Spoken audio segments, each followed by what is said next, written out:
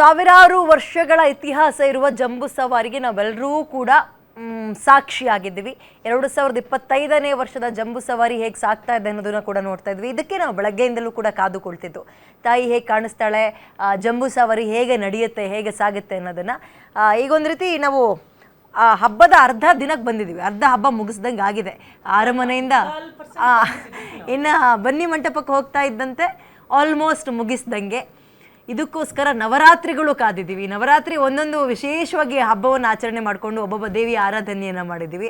So ಈಗ ಈ ಕ್ಷಣಕ್ಕೆ ಈ ತಾಯಿಯನ್ನು ಈ ರೀತಿಯಾಗಿ ನೋಡ್ಕೊಂಡು ನಿಮಗೆ ಏನು ಅನ್ನಿಸ್ತಾ ಇದೆ ಮೇಡಮ್? ನಿಮ್ಗೆ ಸ್ಟುಡಿಯೋ ನಾವು 9ನೇ ದಿನ ಸಿದ್ಧಿದಾತ್ರಿ ಅಂತೀವಿ. ಅಂದ್ರೆ ಏನು ಸಿದ್ಧಿ ಬೇಕೋ ಅದನ್ನೆಲ್ಲ ಕೊಡುವಂಥದ್ದು ಸಿದ್ಧಿದಾತ್ರಿ. ಈ ಸಿದ್ಧಿದಾತ್ರಿ ಅಂದ್ರೆ ಕೇಳಿದ್ದನ್ನ ಕೊಡೋದು. ಸ್ವತಃ ಪರಶುವನ್ನೇ ಕೇಳ್ಕೊತಾನೆ, ನನಗೆ ಈ ಇಡೀ ಪ್ರಪಂಚವನ್ನ ಅಂದ್ರೆ ವಿಶ್ವವನ್ನ ತೂಗಿಸ್ಕೊಂಡು ಹೋಗಕ್ಕೆ ಅಷ್ಟಸಿದ್ಧಿಗಳು ಬೇಕು ಅಂತ. ಆ ಅಷ್ಟಸಿದ್ಧಿಗಳನ್ನ ಆದಿಶಕ್ತಿ ಪರಾಶಕ್ತಿ ಶಿವನಿಗೆ ಕೊಡ್ತಾಳೆ. ಅವು ಯಾವುವು ಅಂತಂದ್ರೆ, ಒಂದು ಅಣಿಮ.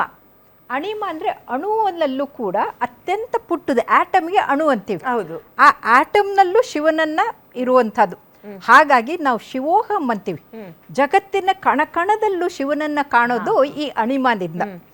ನೆಕ್ಸ್ಟು ಅಣಿಮ ಆದ್ಮೇಲೆ ಮಹಿಮ. ಮಹಿಮ ಅಂತಂದ್ರೆ ಅನಂತದ ವಿಶ್ವರೂಪವನ್ನ ತೋರಿಸುವಂಥದ್ದು. ಆ ವಿಶ್ವರೂಪವನ್ನ ನಾವು ವಿಷ್ಣುವಿನ ಅವತಾರದಲ್ಲಿ ನೋಡಿದೀವಿ. ಅದು ಯಾವುದಂದ್ರೆ ಕೃಷ್ಣ ಪರಮಾತ್ಮ ತೋರಿಸೋದು. ಅದು ಯಾಕೆ ಅಂತಂದ್ರೆ ವಿಶ್ವವ್ಯಾಪಿಯಾಗಿರೋದ್ರಿಂದ. ಇದನ್ನ ಬಸವಣ್ಣನವರು ಕೂಡ ಜಗದಗಲ ಮುಗಿಲಗಲ ಅಂತ ಹೇಳ್ತಾಳೆ, ಪಾತಾಳದಿಂದ ತತ್ತ ನಿಮ್ಮ ಶ್ರೀಚರಣ ಅಂತ. ಹಾಗಾಗಿ ವಿಶ್ವದ ಯಾವುದೇ ಕಡೆಗೆ ನೋಡಿದ್ರು ಕೂಡ ಆ ಪರಮಾತ್ಮನ ಅಂಶ ಇರುತ್ತೆ ಅಂತ. ಅದಾದ್ಮೇಲೆ ಲಘಿಮ ಅಂತ ಅಂದ್ರೆ ತೂಕವನ್ನ ಅತ್ಯಂತ ಗಾಳಿಗಿಂತಲೂ ಕಡಿಮೆ ತೂಕ ಮಾಡ್ಕೊಳ್ಳೋದು, ಅಷ್ಟು ಲೈಟ್ ಆಗಿರುವಂಥದ್ದು. ಅದನ್ನ ನೀವು ನೋಡಿ, ನೀವು ಆಕಾಶಕ್ಕೆ ಹೋದಾಗ, ಸ್ಪೇಸಿಗೆ ಹೋದಾಗ ನಿಮ್ಮ ತೂಕನೇ ಇರೋದಿಲ್ಲ. ಸೊ ಇದನ್ನ ಕೂಡ ಪಡ್ತಾಳೆ. ಆಮೇಲೆ ಗರಿಮ ಅಂತ ಅತ್ಯಂತ ಭಾರ. ನೀವು ಹಿಮಾಲಯನ ತಗೊಳ್ಳಿ, ಇನ್ಯಾವುದ ತಗೊಳ್ಳಿ, ಎಲ್ಲ ಭಾರವೂ ಕೂಡ ಅದು ಪರಮಾತ್ಮನ. ನಾವು ಕೈಲಾಸ ಪರ್ವತಕ್ಕೆ ಹೋದಾಗ ಆ ಪರ್ವತವನ್ನು ಇನ್ನೂ ಯಾರೂ ಹತ್ತಿಲ್ಲ, ಅದು ಪರಶುವ ಇರುವಂಥ ಸ್ಥಳ, ಅದು ಗರಿಮ. ಆಮೇಲೆ ಪ್ರಾಪ್ತಿ, ನೀವೇನು ಬಯಸ್ತೀರೋ ಅದನ್ನ ಕೊಡುವಂಥದ್ದು ಅವಳು ಅಭಯಸ್ಥದಿಂದ ಕೊಡ್ತಾಳೆ. ಅದಾದಮೇಲೆ ಪ್ರಾಕ್ಯಾಮ್ಯ ಅಂತಂದರೆ ಬಯಕೆಯನ್ನು ಈಡೇರಿಸೋದು. ನೀವು ಬರೀ ಗರ್ಭಿಣಿಯವರು ಬಯಕೆ ಅಲ್ಲ, ನೀವು ಪ್ರತಿಯೊಬ್ಬ ವ್ಯಕ್ತಿಗೆ ಬಯಕೆ ಅನ್ನೋದು ಬದುಕಿನಲ್ಲಿ ಇದ್ದೇ ಇರುತ್ತೆ. ಆ ತನ್ನ ಬಯಕೆ ಈಡೇರಬೇಕು ಅಂತ ಕೇಳ್ಕೊಳ್ತಾರೆ. ಇದಾದಮೇಲೆ ಇಷತ್ವ ಅಂತ ಅಂದರೆ ಸೃಷ್ಟಿ ಪ್ರಕೃತಿಯಲ್ಲಿ ಯಾವುದೇ ವಸ್ತುಗಳ ಮೇಲೆ ನಿಯಂತ್ರಣ ಸಾಧಿಸ್ಕೊಂಡು ಎಲ್ಲರೂ ನಮ್ಮನ್ನು ಇಷ್ಟಪಡೋ ಹಾಗೆ ಎಲ್ಲವನ್ನೂ ತೂಗಿಸ್ಕೊಂಡು ಹೋಗುವಂಥ ಶಕ್ತಿಗೆ ಇಷಿತ್ವ ಅಂತಂತೀವಿ. ಈ ಅಷ್ಟಸಿದ್ಧಿಗಳನ್ನು ಪರಶಿವ ಪಡಿತಾನೆ. ಹಾಗಾಗಿ ಇದು ಅತ್ಯಂತ ಪ್ರಮುಖವಾದಂಥದ್ದು. ಯಾಕಂದರೆ ಜಗತ್ತಿನಲ್ಲಿ ನೀವು ಎಲ್ಲ ಕಡೆಗೂ ಬರೀ ಜಗಳ, ಜಂಜಾಟ, ಯುದ್ಧ ನಡೀತಾ ಇದೆ.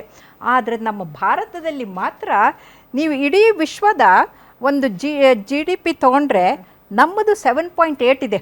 ಅವರೆಲ್ಲ 1.2, 2.5ನಲ್ಲಿದ್ದಾರೆ. ಯಾಕಂದರೆ ಜಗಳಾಡ್ಕೊಂಡು ಸಾಯ್ತಾ ಇದ್ದಾರೆ.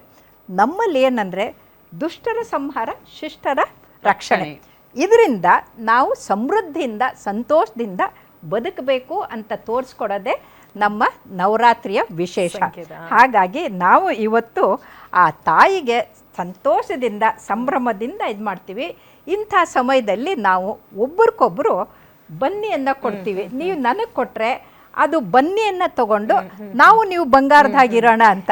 ನೀವು ನನಗೆ ಕೊಟ್ರೆ ನಾನು ನಿಮಗೆ ಕೊಡ್ತೀನಿ. ಬಾಳೆಕುಂದ್ರಿ ಮೇಡಮ್ ಕಡೆಯಿಂದ ಸಿಕ್ಕಿದೆ ಭಾಗ್ಯ ನಮ್ದು. ನಿಮಗೂ ಕೂಡ ನಿಮ್ಮಿಂದ ಸಿಕ್ಕಿದೆ, ಧನ್ಯವಾದ ಮೇಡಮ್. ಯಾಕಂದ್ರೆ ನಾವು ಅನ್ಯೋನ್ಯತೆ ಬಹಳ ಮುಖ್ಯ. ಅದು ನಿಮ್ಮ ಕುಟುಂಬದಲ್ಲಾಗ್ಲಿ, ಸಮಾಜದಲ್ಲಾಗ್ಲಿ, ದೇಶದಲ್ಲಾಗ್ಲಿ, ವಿಶ್ವದಲ್ಲಾಗ್ಲಿ ಸೌಹಾರ್ದತೆಯ ಬದುಕನ್ನ ನಡೆಸೋದು ತುಂಬಾ ಬಹಳ ಮುಖ್ಯ. ಇಲ್ಲ ಅಂತಂದ್ರೆ ನಿಮ್ಮ ಬದುಕೆಲ್ಲ ಬರಡಾಗಿ ಹೋಗ್ಬಿಡುತ್ತೆ. ಈ ಯುದ್ಧ ಮಾಡಿಕೊಂಡು, ಬಾಂಬ್ ಹಾಕೊಂಡು, ಮಿಸೈಲ್ ಹಾಕೊಂಡು ಸಾಯ್ತಾ ಇದ್ರೆ, ಧ್ವಂಸ ಮಾಡ್ತಾ ಇದ್ರೆ ಅದು ಬದುಕಲ್ಲ.